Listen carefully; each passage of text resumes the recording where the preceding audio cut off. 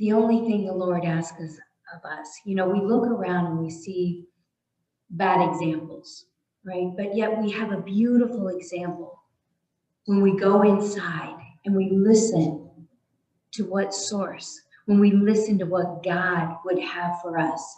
And in that message, in that verse in Micah, he says the only thing the Lord desires from us is to love justice, to love kindness, to love mercy. Love mercy, love kindness, and to walk humbly with your God. There's our example. And I'm reminded of the beautiful verse that is stated so many times when a couple is at the altar before God. And the one scripture that invariably comes up when we set out to make a commitment to love someone the rest of our lives, the definition that is always given is that love is patient, love is kind. It does not envy. So because it doesn't envy, it doesn't compete. There's nothing to compete with. It doesn't boast. It is not proud, like look at our love and you don't have it. It's not boastful. It's not proud. It does not dishonor others. What an example of what we set out at an altar before God with someone we're committing the rest of our lives to be with, is that we don't dishonor another. It is not self-seeking, and it is not easily angered. It doesn't mean that we won't get angry. It's not that it's our default. It's not our knee-jerk reaction. It's not easily angered. It keeps no record of wrongs. It doesn't mean that we don't remember wrongs happening. It's that we don't keep an account. We don't keep a record. I'm going to tell you guys, this last week, there was something that pierced my heart and hurt it so deeply as I was witnessing like a fly on the wall. So we were at home, and our employee was with me, and we were on a stairwell and we were hanging pictures. And Greg was with the homeowner, and the husband comes home. And the husband innocently says, "Hey, how are you guys?" Well, they're very much involved in what they were trying to work out with electronics. And they didn't really acknowledge the husband coming in at all. They were trying to hurry so that they could have more family time, so that we could get out of their way. We would be out of the way. So he's not being acknowledged. And so he says, "Hey, has the dog been fed?" And we could hear this conversation from him and the conversation going on, and he wasn't acknowledged. And so he says, "Hey, was the dog fed?" And there was something so humiliating that came out of the homeowner's mouth to her spouse that she has loved for years and committed to loving. And it was, "What do you think? Do you not know after all this time our dog is on a schedule? And stop speaking to me. Can't you see I'm busy?" And there was something that just pierced my heart. It was so painful in my heart for this person who was humiliated in front of other people. And I was like, oh, my heart. And I looked at my employee who's with me, and she looked at me, and both of us were just drawn in our face like, oh my God, we just witnessed without being a direct observer in front of the conversation. And it was like, oh my God, that was the example of the exact opposite of love. True love does not dishonor another, ever. And I saw a post on Facebook that I was sharing with Greg too, is that a real man or a real woman does not insult their spouse in front of others. Ever. Even if you disagree with them. Imagine that we as a unity family make a pledge that love is bigger than our disagreement that we have with someone else. And that we don't use whatever we believe to insult another in public or in private. It was like a spear went through my heart to hear a spouse degrade their spouse. It was unconscionable because I identified with both. Because haven't we, in a hurried state or just wanting to get through a task, that we've snapped sharply at someone that we pledge to love the rest of our lives? And I noticed myself even wanting in that moment that I was like, wait a minute, I felt like I had to defend God this week for something. And I thought, who am I to defend someone else in the presence of someone that I love? And I had to apologize. It's not that we're going to get it right, but imagine if we wake up in that moment and say, sweetheart, I humiliated you in public, and I am deeply sorry. I don't ever want you to feel less than in the presence of me. The one who has said, I will love and honor you. I won't be easy to anger. I want to be kind. And we can all feel that when our heart opens in the presence of someone who is being kind to us. We want to open. We want to share. And guys, let me tell you something. I came across a 1-minute video. I posted on Facebook. And just prior to that, Martin Luther King, he says, darkness cannot drive out darkness. Only light can do that. Hate does not drive out hate. Only love can do that. And that's a quote by our Martin Luther King. So as we have these interactions with our political environment that we have right now, as we have maybe frustrations that are elevated in our home life with our loved ones that we're more in contact with, do we use light to drive out the darkness? And do we use love to drive out hate? Because that's the only thing that works. And Simon Sinek had posted a video, a 1 minute, few seconds video. And he says, none of us can do this on our own, this game called life. None of us are in this alone. We can't. And what is true vulnerability? What is true love with each other? Is it posting a video that says, I'm sad, where there's no actual real interaction? He says, that's not love at all. He said, that's just broadcasting. True love states what's happening internally with us, with someone else.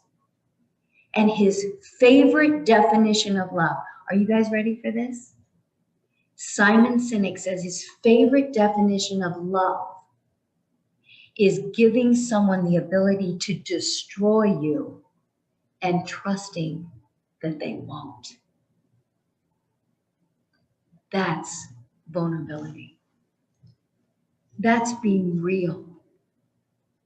That's saying, here is my heart, and you could literally destroy it. You could insult me in front of other people. You could insult me in private. But true love says, I trust that you won't do that. Wow. Which is a really deep level of trust. From Charles Fillmore's book, The Revealing Word, he says, love is an inner quality that sees good everywhere and in everybody. It insists that all is good, and by refusing to see anything but good, it causes that quality finally to appear uppermost in itself and in all things. Love is the great harmonizer and healer. Whoever calls on God as Holy Spirit for healing is calling on divine love. Divine love will bring your own to you, adjust all misunderstandings, and make your life and affairs healthy, happy, harmonious, and free. And from Romans 13:10, he says, love, therefore, is the fulfillment of the law. You know, and I was thinking, because a lot of people are polarized right now.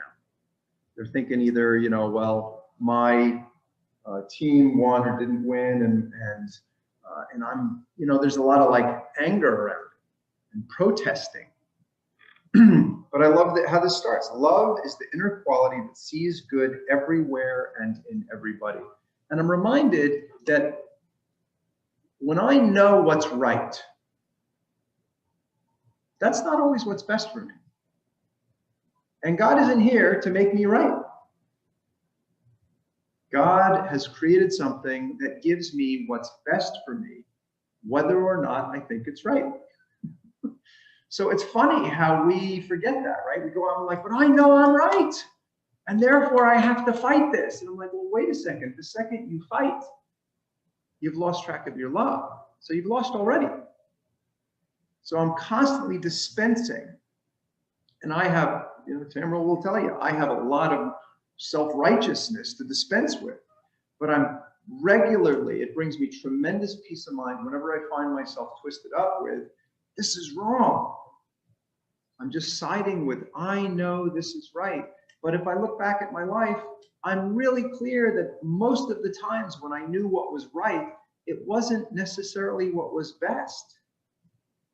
It was just something I was convinced about, seeing the smaller picture. So I have to wonder, if I truly have faith in God, not in the president, because if you don't have faith in God, great, then pick a president and stand by him to the death. But if you have faith in God, it doesn't really matter which one ends up there, because the God I worship is going to make it work out just fine for everybody. His way, not my way. Not blue or red's way, but in the way of love. You know, and it's interesting because one of the things I like to do is replay something I wished I'd had the words to be able to say in the moment. Okay, so I'm looking at that scene of this couple, which I wasn't present for. And I thought, if I was right there, how would I respond? And I thought for a moment, what if I responded like, oh, you know, that really hurts my heart. I know that you guys love each other. I just would love to see that in behavior, in evidence. But then I thought, maybe that's a judgment. Who am I to sit in judgment of how they're supposed to behave, right? So I thought, what would be a way that everybody could save face, that it wasn't like who's being right, who's being wrong, who's doing whatever. So I thought, you know, in that moment, if I were to replay it and I was actually present there, if I had the wherewithal and I want to replay it and I want to be able to do it in the moment, which would be beautiful, and to use an example of someone else like Simon Sinek, And in that moment, if I could have just been able to say, had I been present, say, you know, I was listening to a really interesting video. It was just like for a minute. And one guy was sharing his definition of love was that you would be able to share something, anything that could potentially destroy you, and you trust that the other person won't. And I saw this statement. It said that somebody who really loves somebody would never insult them in public. I don't know. Maybe that's too much. But if I could have said something that would have honored love and not just acquiesced as hate or humiliation was happening. I'm still working that out. What would I say in that moment that would go, oh my goodness, I know you guys love each other. I'm wondering if we could say something that represented that. Maybe that's it. I love both of you guys, and I know you love each other, and maybe we could say something right now that would honor the other. I don't know. Something that maybe I could say something that would have somebody go, wait a minute, you know what, that was really cruel. And who I pledge to honor the rest of my life, I want that to be in my behavior. I want that to come out to where I don't dishonor them, even when I don't agree with them. How cool would that be? And you know what this reminded me of? Do you guys remember the story of Noah? Do you remember after the Noah's Ark had landed and Noah found himself getting really drunk in a tent? How many of you guys remember that story? In the Bible. You remember that? What happened as two of his sons stumbled upon their father making an ass of himself, making a fool of himself, naked, drunk? Can you just have that picture? Your father is naked, Free Willy, out there going, ah, being all crazy. One son says, oh my God, that's my dad being an idiot. And he goes out and he broadcasts it to the community. What an ass, my dad. He's all drunk and naked. What did the other son do? Yes, Jerry. Yes. Not only covered him, but guess what he did? The other son got a coat and he backed in. He didn't look at his father to shame him. He backed in, he took the coat, and he covered his father. And he let him sleep it off. He didn't humiliate him. He could have. Justifiably so. You're making an ass of yourself. Go ahead and do it. No.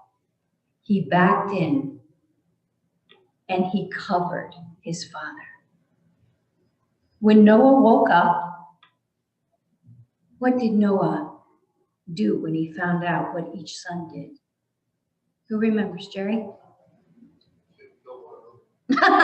Dylan, he killed one. No. No, he didn't kill him. He gave an extra dose of blessing to the son who covered his sins. And sin meaning missing the mark. We're all going to do that. We're all going to miss the mark. We're all going to dishonor our spouse from time to time, or we're going to dishonor and we're going to be cruel and we're going to be whatever, okay? But we also, with the awareness, have the choice to cover in kindness. You know, that's the beauty of what Christ did, isn't it? I mean, it's like he didn't just say, oh, wow, somebody just was in the other room, you know, doing something stupid and I don't know what to say. He actually, and he didn't look past their sins, ours. He actually forgave them. He took responsibility for them and said, you know what, I'm going to handle this. And I'm going to take care of this. And I'm going to take care of this for you. And I'm not going to make a big deal of it. it's handled. And I mean, think of, like, that's what I love about the Bible. Really, the thing that I love about the Bible is just Jesus, just how he conducted himself in every situation, that there was never a correction. Even when people were, pinning him to the wall about how should this be done or how should that. Now, if they were curious, if they came to him with a childlike curiosity and a true desire to learn, Sermon on the Mount, he's got all kinds of advice, right? But when he was pressed to choose sides, he would never do it. He just chose the side of love. And when right and wrong and good and bad were literally hanging next to him, the criminals hanging next to him, he said, you're coming with me into paradise. The level of love and the quality of forgiveness. A lot of us have a quality of forgiveness that's like, you did this to me, and I realize, the more unforgiving I am of you, it's like poison that I drink and I'm trying to make you die. So I'm gonna let you off the hook. That's kind of low quality forgiveness, right? That's just trying to save myself from the pain of holding a grudge. But there's a whole other level of forgiveness where with the Father, where you go through steps to have them not have to pay the price for having made a mistake. I mean, and you think about how much we disdain the paparazzi. The more you're in the public eye, the more you disdain it, because they're looking for dirt. They're looking for something that's wrong. And what's one of the things that we hear in the Bible too about gossip? Okay, there's one thing to go out and to have everybody shame or discredit somebody else. And there's another thing to cover. And there's another thing to be able to speak your truth with a trusted friend. Now, I'm going to imagine that the brother who covered him also needed to speak his truth of his own pain. And he could do that with a trusted friend and saying, you know what, I'm sad. My dad was a drunk. And I was scared because he was exposing not just himself, but it was a reflection on the family. There's something to honor about in private, to be able to share your pain. It's not about not having any. It's about being able to share with a trusted friend, knowing it's not going anywhere. You know what? I've got a drunken dad, and it really hurts me. And that's why we make vows that a true friend will be able to share something with someone else that could destroy them. And you have to be able to trust they won't use it against you. That's love too. That's love. And that's a whole different definition of sharing it publicly as gossip or insulting them terribly in public, as to be able to share with a trusted friend, you know what, I was really embarrassed. But you know what I did is I covered him because that said everything about me.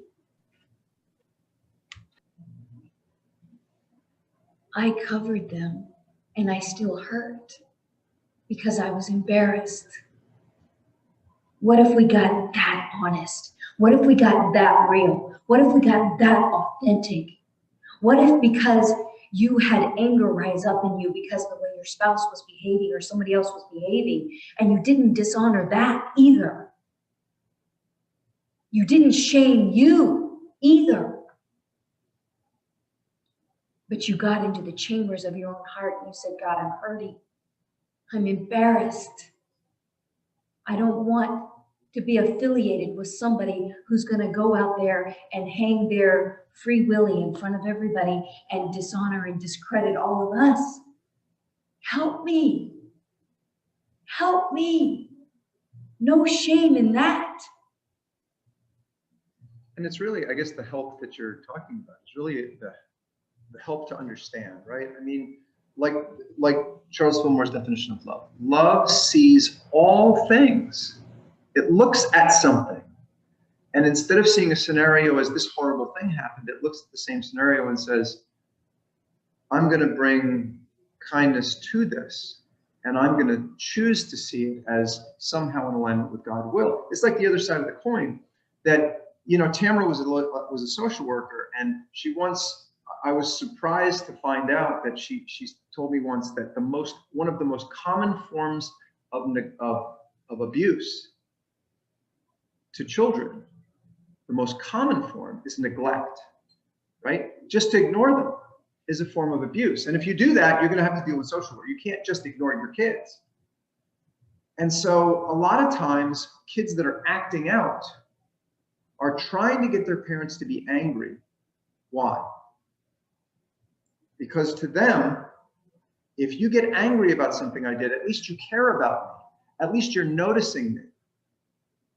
And so on the flip side of the coin, I'm always trying to remember that when I see someone yelling or screaming or reacting, it's a poor expression of caring.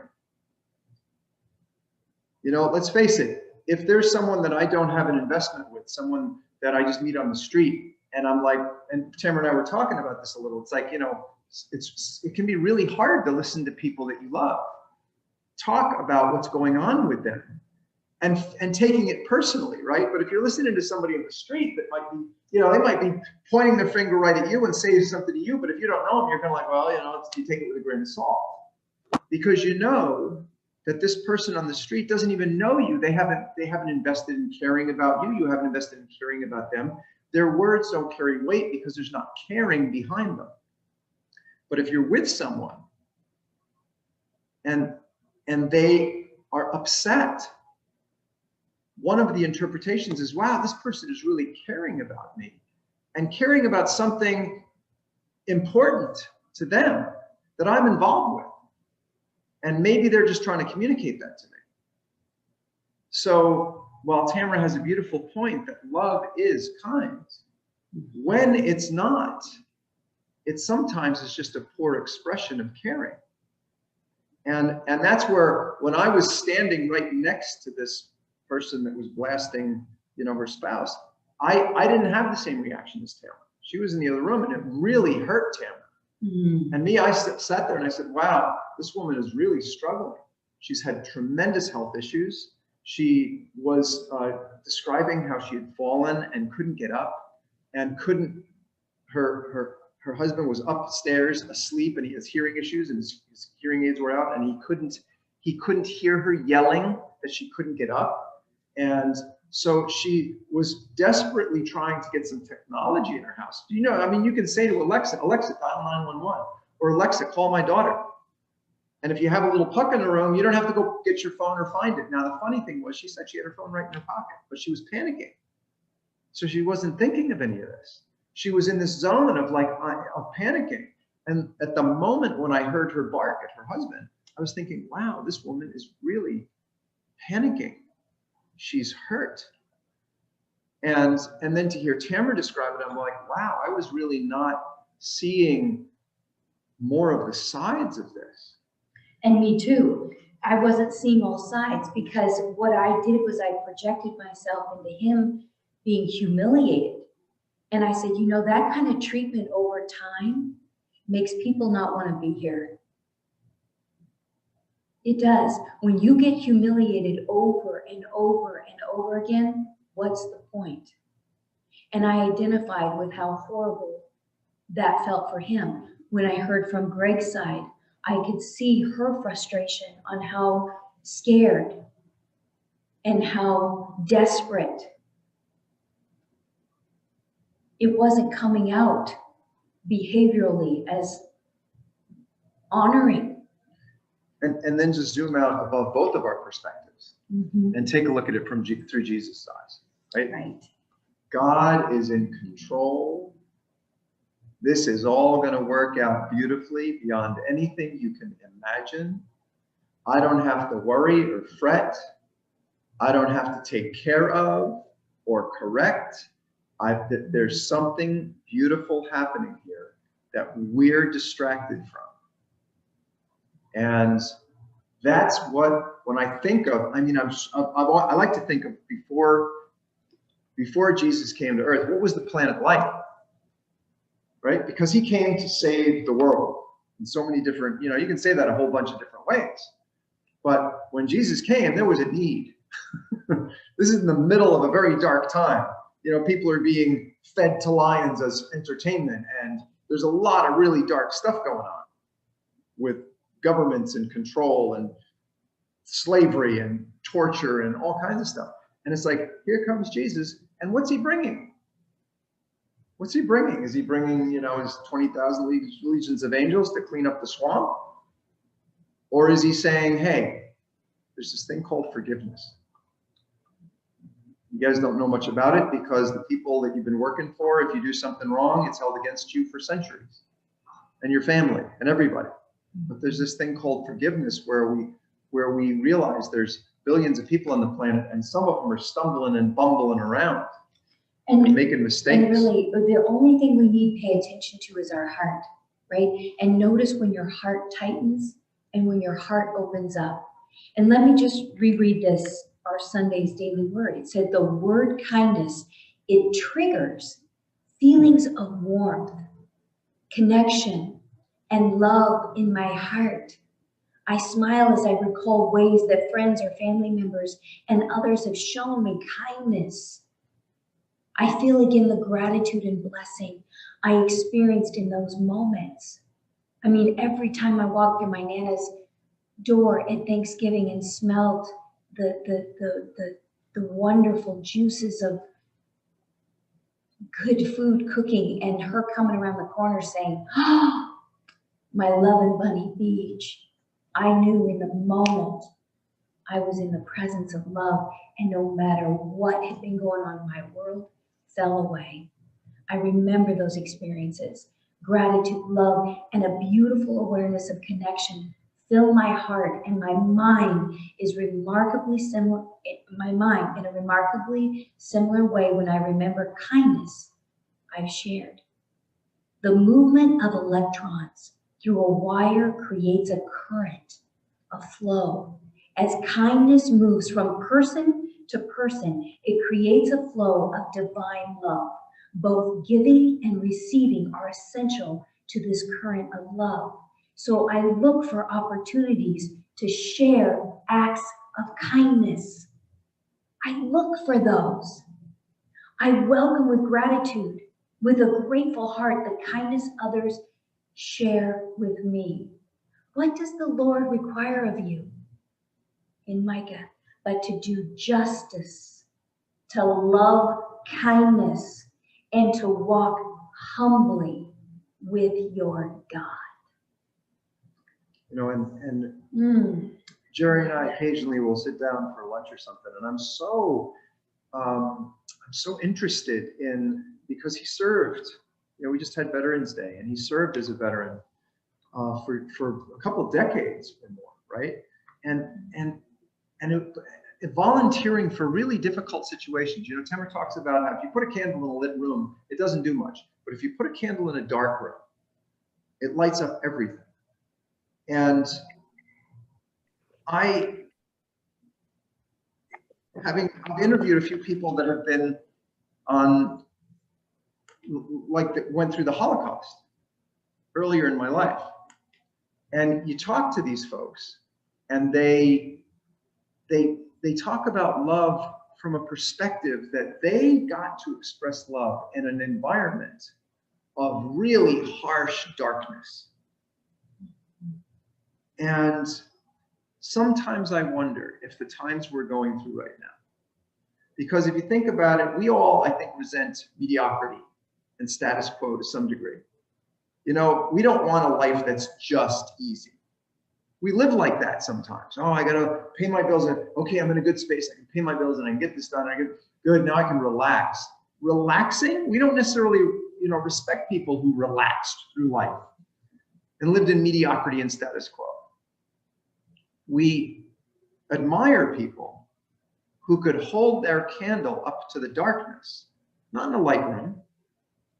And I look at the times we're going through, and I'm going, wow, you know, we're being given the opportunity to express love in the face of a whole lot of darkness. Now, if you watch the news, all you're hearing about is the darkness, because this isn't over. It's a backdrop that's being laid. Just like when the Holocaust was happening, nobody knew 6 million people were being dispensed with. And when they found out, and the books that were written by young girls that were there at the time that decided that they were going to choose to see the good amidst horrific situations, for me was so inspiring to literally talk to these people who chose love in the face of an absolute dark backdrop. And so as things are happening that we are not happy with, that we know are wrong, try to understand that, maybe it might, I'm thinking in terms of like, I want this next 2 years to be profitable and easy and resortful. Like I get to go to the spa, but instead, maybe there's a decades-long plan that God's putting in place where it's like, okay, you guys have, you've had a really abundant time, but I'm going to give you an opportunity here, a backdrop, to really show how loving you can be. And don't we all want to know that part of ourselves? So with that, let's open it up to what maybe came up for you guys today. Yeah, pretty provocative subject. So. Yeah, love. Wow. Dylan? Yeah, what came up for you, Dylan? I don't want to value myself, but I think because of my youth, I don't really have as much insight into this feeling. But I already have a very complicated history with love. I thought I knew what love was in my teen years, but really I didn't. It was that sort of puppy love phase. But once I've only ever been in true love with someone twice. And both times it really kind of opened me up only after the fact of no longer being with them, realizing the things that I was experiencing and feeling. And now if you ask people, but I've been asked a lot of times, what is love? Can you define love? And to me, because you have everyone saying, at least to some degree, something different, I think one of the better definitions of love is no definition at all. Because to me, love is not something you can really put into words. I mean, sure, you can describe what you're feeling, what you're going through with someone, but love to me is how you feel, not only internally, but recognizing what's happening externally because of what you're feeling. And like I was saying earlier, I think one of the biggest parts of love is being vulnerable and allowing yourself to open up. And kind of like you were saying, you're basically giving them ammo that they can use against you, but they're not going to. And I mean, I've done that. It's it can be a very difficult thing, even when you're with someone who you really trust and you really feel comfortable with, because for me at least, it's very difficult to give a big piece of me to someone else. I don't mind giving small pieces here and there, but to really let it out to someone who very vulnerable, almost be like, oh, okay, that is really relieving. It's very therapeutic in my hand. I mean, as I've said several times before, my favorite quote of all time is greatest thing love everywhere is just love. Amen. Thank you, Dylan. Thank you, Dylan. Portia, you want to share what came up for you? During the interactive message today, I found a possible solution with the situation that I'm dealing with right now. Wow. I have not spoken or texted a person for over a week. A week ago, I co-hosted a Zoom meeting with someone else. We were having a very, very wonderful time, all of us, in the Zoom meeting. This person did their portion, and at the end, I gave people an opportunity to express again in a very particular type of expression. And I said, and then he went on a rant, a political rant. And I said, this is not a political forum. It's whatever it was. And he started cursing me in front of everyone on the Zoom. And it took my co-host a little while to mute this person. But prior to that time, he said the F word to me. And so this particular person has been in contact with Tim, explaining all the stuff that happened, his inebriated situation that marked his memory, his judgment, and the emotional state that he was in. And today, I got the answer. Other people said, suggested several things. And so, to be kind to him, to understand all the stuff that he told me about his being in an emotional state as well as physical state. But I'll see what kindness will do. Now, I know about ignorance, that people who get angry and all of this, that to ignore them is the biggest punishment for them. I was angry, so angry with this person, that I refused to text him, talk to him. I was still angry because I wasn't sure. I knew what the punishment was. But I, inside, was still angry with him. And so now, I could go to the place of kindness and listen to him. And then we'll figure it out. Wow. So thank you so much. Thank you, Portia. Wow. Thank you so much. Jerry? Well, I guess one of the things that came to me is speaking about Noah and the communist, Portia addressing the inebriated person. Sure makes a good reason not to drink. Yeah, exactly.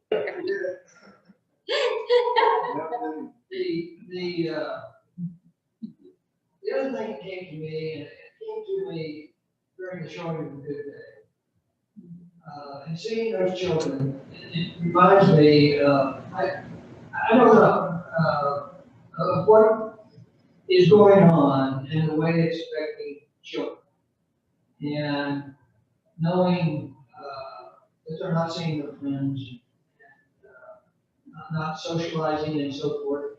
And that brings up the immigration thing that, we're in a situation now that alcohol sales are outside. And you know what that's got to lead to. And somebody needs to look and say, is the approach that we're taking now the right? And I for one, know that. So it really is. And alcohol makes that insanity even more Pronounced. pronounced. Sure. Thank you, sir. What was the question? What came up for you? Let's see. I've always said that it'll try to balance that everything is reviewed in a lot of where you were going grades. There's stuff we don't know what's happening. Creating in one way or another. Being creative. Even if it's just in some perspective at some point in time. But there is the end goal, which I don't know, or we don't know in most cases. I can see that knowing that I don't have all the information, and having the patience to you're waiting for it. Since it is all going to be okay, something like that. Mhm. It is nice to know that I'm not in control of, well, most of my things. It is Right? pretty neat watching. It's good to be fired. Yeah, definite drama. Good to be fired for taking care of the universe. Yeah, great. This is so beautiful. Let's go to Tracine. What came up for you, sister? Is she there? Tracine. Perhaps monitoring. Oh, well, let's go to Judy. Okay. Ray was on. Ray was on. By the way, we had a little mishap with people being blocked. If you in any way you're being blocked from Zoom, let me know, and we'll rectify it. But I just found out today that someone was blocked. So. Okay, Miss Judy, what came up for you today, my friend? Well, I just want to say good morning to everyone. Good morning. Yeah. Good to see you. And you're feeling some emotion, huh? Well, I'm cold and I've got the sniffles.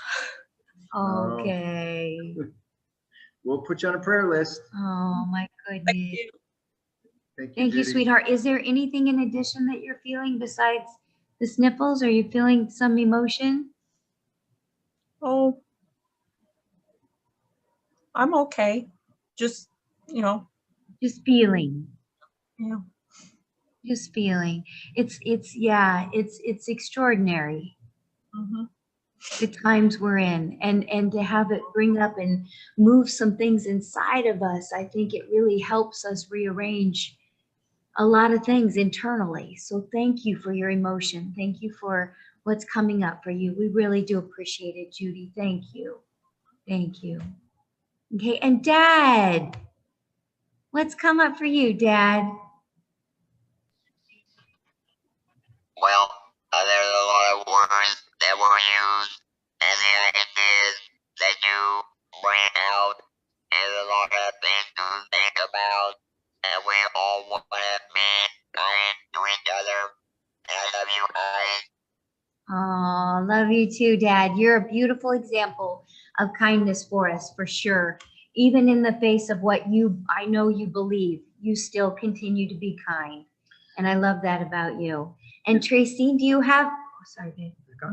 Do you have a moment or you want to share what came up for you, love? She on mute. Okay, no worries. Either way. You know, Tamara and I, as you know, we talk about how we attend workshops from time to time. One of the big upcoming things is gamification, which is how do you take you take a group of people and you put them in a room and you play a game and you teach lessons through playing games. And, you know, kids are growing up now playing games more than ever before. And it's not Monopoly. It's very intricate, complicated video games with multiple people. I know Dylan is a gamer, and it's unbelievable that you can step into a whole other world with games. Well, Tamara and I know this guy. His name's Clinton Swain, and he does this gamification where he gets a whole bunch of people in a room and they say, let's say they want to learn about business or whatever. It's fascinating to see that he plays a couple of rounds of the game without any real consequence, right? But then he starts adding things into the game. And I've done this in my workshops too, where it's like, you have people say, okay, you're all gonna debate something and we're gonna see who ends up being the leader in the room, right? And it's not a big deal, but then I say, okay, and the winner, the top 3 people that win are gonna get, the first person's gonna get $10,000 in workshops or $2,000 in workshops or $300 in products, right? And all of a sudden the game changes so dramatically because now there's skin in the game.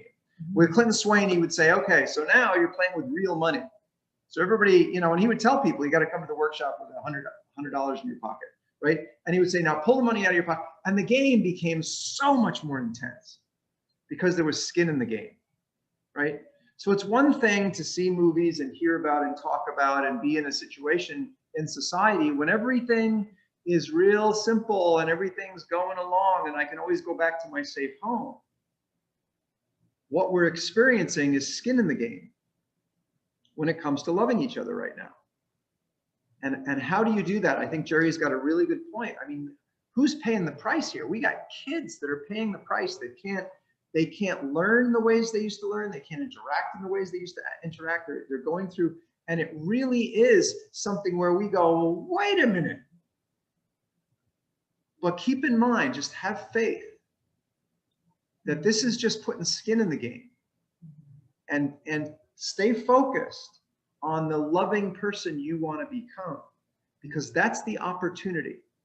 It is frustrating. We certainly did not see this coming. There's no way I would have guessed in my 20s, 30s, 40s, or 50s that I was going to be going through a pandemic that would shut down almost everything on the planet. Really hard to imagine. But now that it's here, and we would see in these workshops that some of the most calm and collected people, when you started adding dollar signs to what was going on, their inner personality would come out. You'd be dealing with a wolf or a guy that was really compromising his morals. This is an opportunity for us to really connect with our soul and really make a choice between that fork in the road between ego that blames and judges and fights and separates and divides and figures out what right and wrong is and knows that it's right, and the soul that, for me, when I think of my soul, I'm like, my soul would do what Jesus did, right? To love everyone unconditionally, no matter how harsh things get, no matter what happens, to be able to come to any situation with a bigger love than I did yesterday. Because there's definitely that choice today, tomorrow, last week, with the election, with the pandemic, and with each other. Amen. And so I would just say, don't forget, and we talk about this a lot, bigger love. Mm-hmm. Whatever that situation is, to have faith. There's something bigger that we don't understand, because if I don't really trust that something bigger is happening, my ego is going to have a field trip with making me the most important person in the room. Or in Bakersfield, like, I know this is wrong. And it's like, well, wait a minute, is there a God here? And just the opportunity to remove shame from ourselves, to remove it from other people, and just allow what wants to divinely flow through, be present. Thank you guys so much for being here. This has been extraordinary, and thank you for your hearts and your sharing, your openness, your willingness to go, is there something more? So yeah. And please do. We love this, that this is interactive. Please make this a venue for your own healing and bring it every week. So let's thank God in our divine offering here, that divine love through me blesses and multiplies all that I have, all that I give, and all that I receive. Thank you, God. And thank you for your continued support. We're truly, truly grateful. So our peace song, Dylan, and take us away.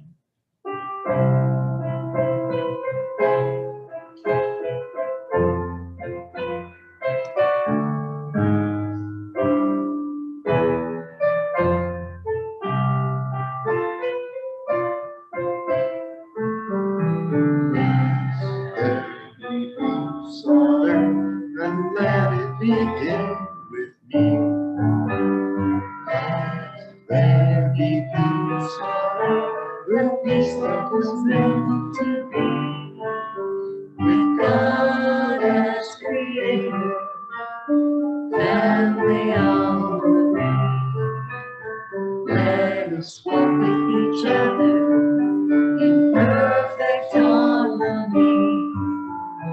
Let peace be done with me. Let this be the moment done. With every step I take, let this be my joyous song. To take each moment to live each moment in peace eternally. Let there be peace on earth, and let it begin with me. Our prayer of protection is that the light of God surrounds us, the love of God enfolds us, the power of God protects us. The presence of God watches over us. And wherever we are, God is. And wherever God is, all is well. Amen. Love you guys. Thank you. Thank you for being with us, guys. Love you, love you, love you. Aw, that's excellent. Good day, good day.